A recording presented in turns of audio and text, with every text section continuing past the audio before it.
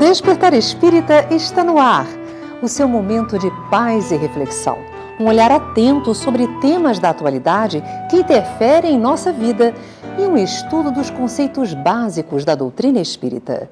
Iniciamos hoje um estudo sequencial do Livro dos Espíritos.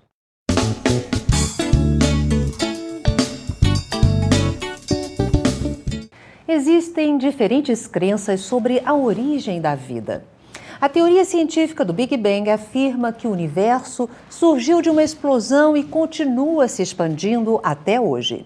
Segundo a Bíblia e o Alcorão, os primeiros seres humanos criados por Deus foram responsáveis pela procriação da espécie humana. Religiosos de todos os tempos acreditam na existência de um Deus único, Criador da natureza, soberanamente justo e bom. O que é Deus? Existem provas da existência divina? Qual a visão da ciência? Quais os principais atributos de Deus? Para conversar conosco sobre este assunto, está aqui o Dr. Sérgio Thyssen. Ele é médico, professor de medicina no Rio de Janeiro, físico e pesquisador do Espiritismo. Dr. Sérgio, seja bem-vindo ao nosso programa. Muito obrigado, Yasmin. Muito obrigado. Uma alegria estar contigo novamente. Que bom. Então vamos começar pelo início. O que é Deus? Yasmin, essa é uma pergunta de difícil resposta. Na verdade, para tentar respondê-la de uma maneira mais apropriada, nós nos reportamos ao próprio Livro dos Espíritos, que justo no seu primeiro capítulo, nós vamos ver Allan Kardec indagando a espiritualidade a respeito de Deus. E os espíritos amigos respondem que Deus é a inteligência suprema do universo, causa primeira de todas as coisas. Vale lembrar que nós temos, pelas nossas dificuldades, ainda no sentido da evolução do conhecimento, de termos uma ideia mais precisa a respeito da figura divina. Então, são tentativas, tanto de encarnados como de desencarnados, num mundo ainda atrasado, de fazermos a melhor ideia possível a respeito do Criador do universo e, portanto, de todas as coisas. A melhor ideia que nós encontramos é exatamente aquela que está no primeiro capítulo de O Livro dos Espíritos e que depois o próprio Allan Kardec vai desdobrar em novos aspectos no segundo capítulo de uma obra que também faz parte da codificação, que é o livro A Gênese. Muito interessante. Existem provas da existência de Deus? Nesse sentido, vamos dizer assim, mais objetivo e concreto, nós temos que dizer que não. Nós temos que nos valer, como o próprio Kardec fez, com a ideia de que, examinando os efeitos, nós podemos fazer ideia das causas. E quando estes efeitos são tipicamente inteligentes, as causas também são inteligentes. Se nós examinamos várias questões que foram desenvolvidas pelos homens de ciência na evolução recente da humanidade, nós vamos perceber que aquelas coisas realizadas tiveram autores, seja no campo da tecnologia, seja no campo da arte, que é uma parte do conhecimento também. Quando examinamos uma obra linda de um determinado pintor, ou quando buscamos aproveitar e usufruir de uma escultura também belíssima, nós vamos entendendo que aquilo foi feito, realizado, produzido, confeccionado por autores inteligentes e de grande capacidade e sensibilidade. Nós podemos deduzir do autor avaliando a obra. Exatamente. E aqui nós temos uma questão interessante, porque nós, quando falamos em Deus e pensamos nele como Criador do universo, nós temos que lembrar que o nosso conhecimento sobre o universo ele ainda é acanhado, mas ele progrediu muito nas últimas décadas. De tal maneira que a ideia que Galileu teve a respeito da vida universal era uma. A ideia que nós tínhamos na época de Kardec, há 150 e poucos anos atrás, era outra do que aquela que nós temos hoje. O que o senhor está me dizendo agora, então, é que à medida que o ser humano vai avançando em moralidade e também em intelectualidade, ele consegue perceber melhor Deus e vai mudando as suas concepções. Na verdade, ele vai percebendo melhor ele próprio e o seu entorno. E, ao mesmo tempo, porque a ciência é perquiridora, ele não tem como não buscar conhecer melhor da vida ampla do universo. Isso faz parte da ciência recente. Então, ele, na verdade, está buscando compreender toda a grandeza e as maravilhas que se encontram ao lado dele. E ele vai, claro, na medida em que ele evolui, que ele cresce, ele vai ampliando os seus horizontes de conhecimento. E é justo quando ele vai buscando estas coisas e vê a delicadeza e, ao mesmo tempo, a pujança das suas próprias, vamos dizer assim, evidências sobre a vida cósmica e a vida universal, que ele se questiona a respeito do Criador de tudo aquilo. Se nós buscamos a própria física, uma física que examina as partículas elementares da intimidade da matéria, nós temos ali um universo, até então insondável, e de uma beleza impecável, tão impecável quanto a beleza do macrocosmos, porque aquele era o microcosmos, de tal maneira que nós vamos intuindo e procurando compreender como é que todas essas coisas já existiam muito antes da humanidade surgir. A própria ideia que você citou do Big Bang é uma ideia de que o universo começou há 15, mais ou menos, há 15 bilhões de anos atrás, a partir de uma massa supercondensada. Mas essa é uma grande teoria, lindíssima, mas ela ainda não está, vamos dizer assim, completa, porque nós sabemos que algo já existia antes. Então existe uma outra teoria, que é a teoria do universo eterno.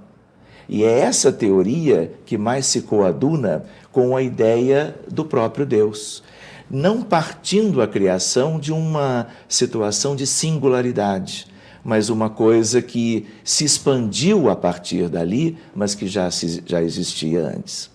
Então, a ciência busca compreender a natureza mais próxima, a natureza mais distante, com os elementos que possui, com os desenvolvimentos que realiza, e em meio a isso tudo ela questiona, e os cientistas questionam a existência do grande Criador. Nós também nos recordamos que ciência, ela não tem como provar ainda a existência de Deus. Ela intui a sua existência. Foi feita uma pesquisa nos Estados Unidos recentemente, em que de todos os cientistas que foram pesquisados, 40% deles acreditam em Deus. 15% têm dúvidas e a outra parte restante não acredita, pelo que conhece sobre a natureza e a vida, que precisasse haver propriamente um criador e mantenedor de todas as coisas. Mas nós não podemos esquecer que somos, na hierarquia dos mundos, um mundo ainda como que semi-primitivo, ainda de provas e expiações. Portanto, nós ainda não temos condições de avançar mais nesse sentido. Então, nós não podemos falar em nome da ciência, vamos dizer, descobrindo Deus, porque não há nenhum artigo publicado em nenhuma revista de alto nível discutindo claramente estas coisas. Mas muitos cientistas, muitos deles até que antes não eram, agora são completamente afeitos à ideia da existência de Deus. E haverá um dia no qual todos conseguiremos compreender Deus na sua intimidade? Mas, claro. É exatamente essa questão da evolução espiritual. Veja só, até bem pouco tempo atrás, nós acreditávamos que a Terra era o centro do universo. Tem poucos séculos isto. Hoje, nós temos uma ideia concreta da existência dos espíritos. Temos espíritos ao nosso lado, mas não os vemos. E muitos negam a existência dos espíritos porque não conseguem vê-los. Mas eles aí estão. Para que a gente tenha uma ideia de algo parecido no campo da própria ciência, existe uma coisa chamada matéria escura e energia escura. Se nós juntarmos toda a matéria visível, que já foi como que definida por todos os telescópios, por todos os meios de detecção da vida do universo, tudo que se conhece, na verdade, perfaz apenas 5% do que realmente existe. Por que se sabe que existem outros 95%?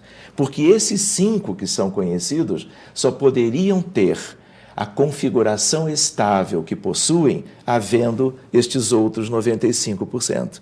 Isto dá uma ideia do quão pouco nós conhecemos de tudo, e muito especialmente da vida e da criação, para termos condições de chegarmos ao Criador. Agora, é questão de tempo, é questão de progresso espiritual, porque é exatamente a evolução moral, claro que acompanhada da evolução da ciência universal, que vai permitindo que possamos ganhar gradativamente estes novos horizontes de compreensão, de entendimento, que nos farão gradativamente sermos capazes, com a maior naturalidade e ainda como encarnados, de termos uma ideia melhor de tudo isto.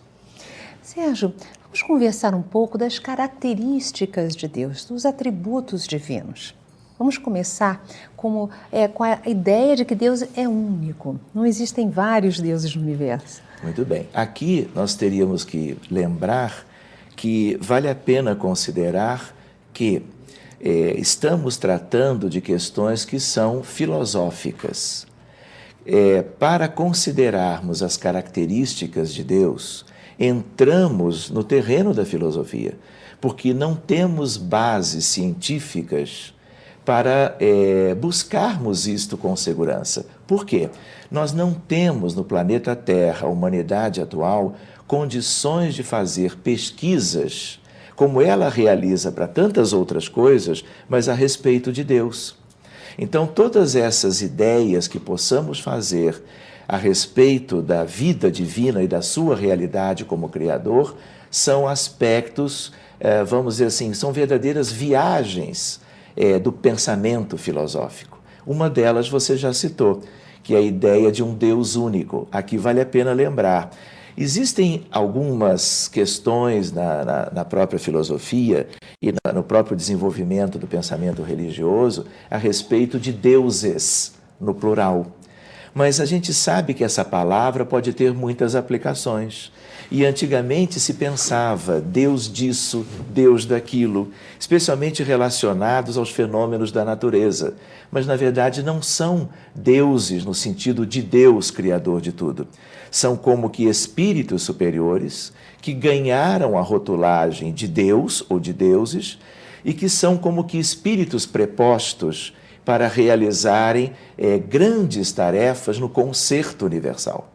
Isto é uma coisa. Certo. Mas a ideia de Deus único tem a ver com a ideia de algo que seja central, como um único Criador capaz de ter criado toda a criação, incluindo as criaturas, que somos nós.